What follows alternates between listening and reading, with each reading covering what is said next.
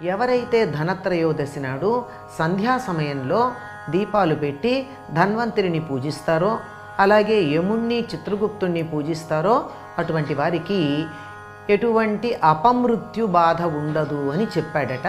అప్పటి నుంచి ధనత్రయోదశిని చేసుకోవడం, ఇది కొంచెం సంప్రదాయబద్ధంగా చేసుకోవడం, దీపాలు పెట్టడం ఇది అలవాటైంది. అంటే ఆనాడు యముణ్ణి చిత్రగుప్తుణ్ణి ప్రార్థించుకుని యముడి బాధ మాకు లేకుండా ఉండేటట్టు చూడమని ధన్వంతరిని ప్రార్థించుకుంటారన్నమాట.